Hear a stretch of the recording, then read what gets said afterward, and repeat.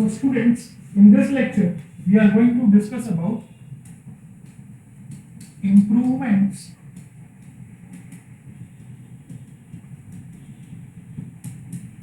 in Monte Carlo methods. Okay. So, in the first lecture, we have seen the traditional Monte Carlo method. So, what does the traditional Monte Carlo method says? That if you are having a curve, okay, and we want to integrate this, okay. So, basically, integration means the area under the curve. Okay. So, what we do in the traditional Monte Carlo method? So, this is your lower limit A, this is your upper limit B, and we try to generate a lot of random numbers xi is your random number in the limit a to b. Okay, so we try to generate a lot of random numbers between the limit a and b. And so basically what will happen, I will generate a random number, I will call this x1. So I will calculate the value of x1, f of x1 corresponding to x1. The second random number is generated here, so I will call this f of x2, the value of function corresponding to the second random number. The third random number is generated somewhere here, I will call this as f of x3. Okay, this is your random number x4, and you calculate the value of function corresponding to this. So basically a lot of random numbers will be generated here.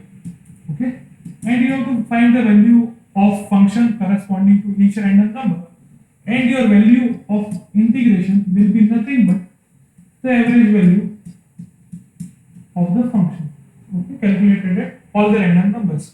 So this can be written as summation over I f of xi into p of xi. Okay, so this is the more traditional way of writing the average.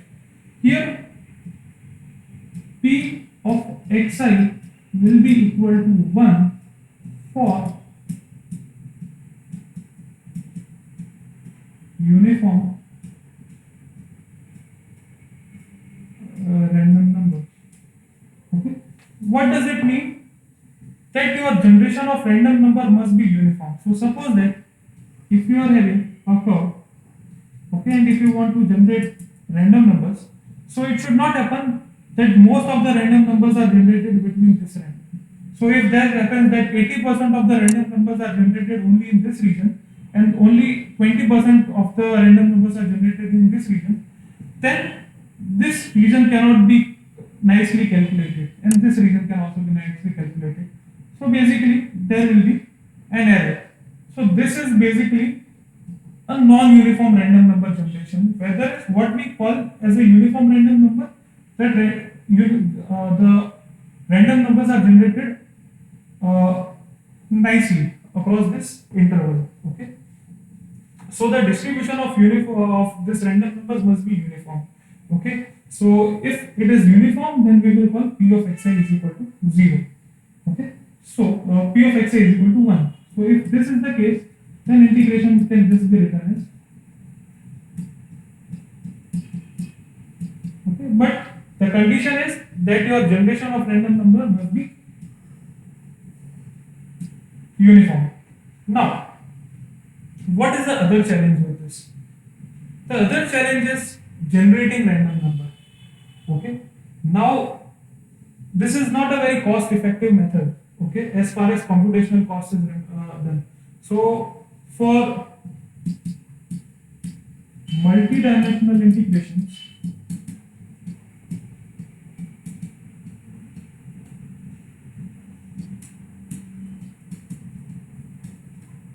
okay,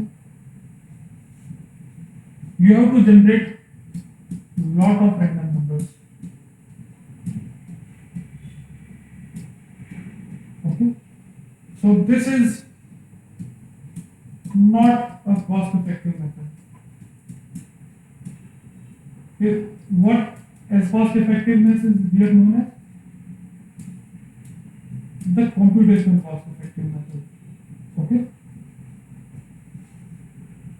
Basically, I mean by this the computational cost. Basically, computational cost is the time taken by the computer to perform a certain performance. So basically, this is the problem with this, that you have to this kinds of methods, the traditional Monte Carlo methods, are generally known as brute force method. Okay, so this brute force method, basically the literature meaning is that we are taking our all the power to generate random numbers between this interval without any smart work. Whatever power we have, we utilize this power in generating random numbers, and corresponding to those random numbers we are calculating the corresponding functions, and we are taking a simple average. So this is known as brute force method, but the limitation with this method is that this is not a computational cost effective method. So we have to move to some improvement in this method. So the best improvement in this method is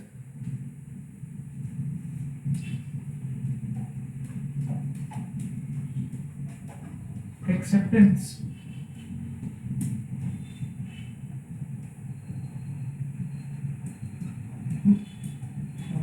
rejection method.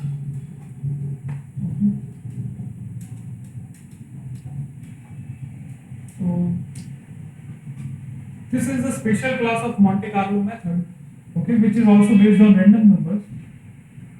So this is the stochastic method of integration, and this is sometimes known as hit or miss method. Okay, so this is the method, and to understand this method, we will take an example. Example is estimation of value of pi. Okay, so we will be estimating the value of pi. We are not calculating the value of pi, we are estimating the value of pi. Okay, these two terms are different. Okay, so we are estimating the value of pi. So how this method works? So let me take a square. Okay, and inside this square I have this circle. Okay, and it is going from -1, this is 0, and this is 1, and this is again -1, this is 1. Okay, so you can see that the length of the box is 2, so and this is also 2. Okay, so this is a square, and inside this square we have a circle. So the area of square is equal to 2 into 2, 4 square units. Okay, if I find the area of circle, then this is pi into r square. So here you can see the radius of the circle is 1. So pi r square. Okay, so this is equal to pi. Okay, so what we can say is, if I generate a lot of random numbers in this region, okay, lot of random numbers,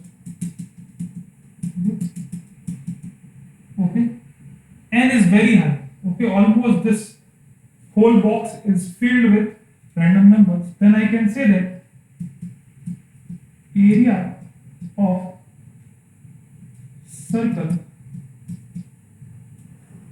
divided by area of square is equal to number of the random points generated inside circle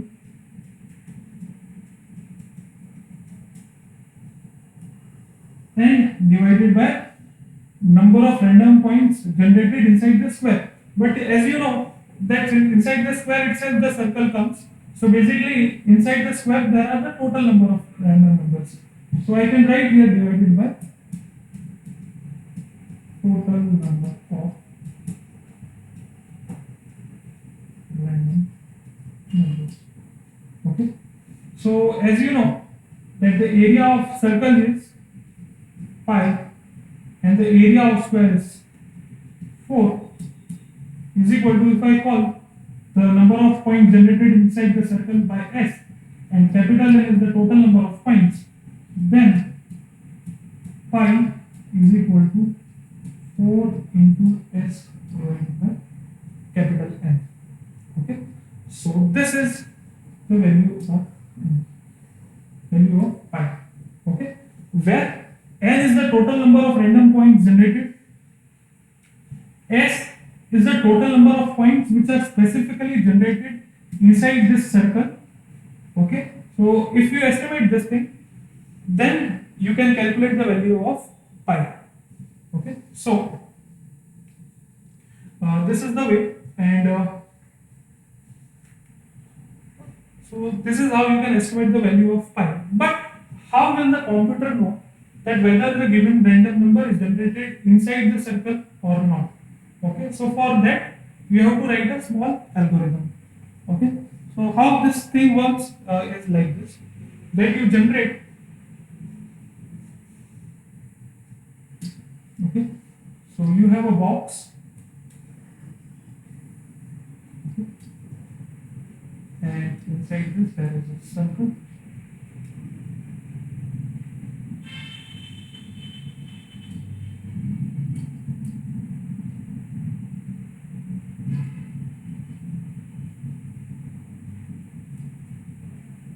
Okay, so this is a circle. Please take it as a circle, and you want to calculate whether the given random number is generated outside the circle or inside the circle. There are only two possibilities. So the first thing you do is you generate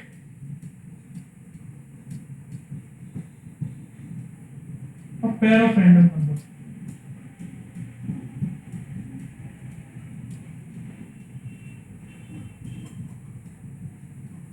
X and Y. Okay. So once you generate a pair of random number, okay. So basically, first of all, you have to generate a random number X, and then you have to generate a random number Y. Okay. There is no way to generate two random numbers simultaneously. So basically, first we will take a random number. We will call it as X. Then we will take a second random number. We will call it as Y. So once we have two random numbers X and Y, what you do? You calculate the value of x square plus y square. Call it d. Okay. As you know that the area, okay, the equation of circle is x square. I am talking about equation of circle. This is represented by this thing. Okay, x square plus y square is equal to r square. So here r square is equal to 1. So if x square plus y square is coming less than or equal to 1, then it means that that pair of random number is generated inside the circle. Okay, and so you find that if d is less than or equal to 1, then you increment the counter. Okay.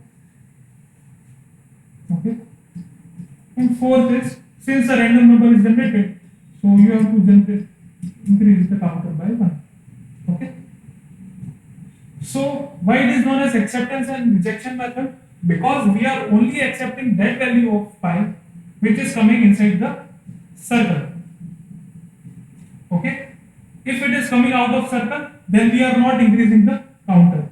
Okay, so that's why this is known as this thing. So you can generate a lot of random numbers. So suppose you can take the ratio of s by n at any point of time.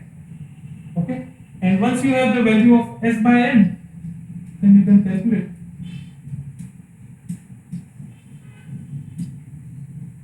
the value of pi. You have to just multiply 4 with it and you can estimate the value of pi. So this is how this acceptance rejection method works.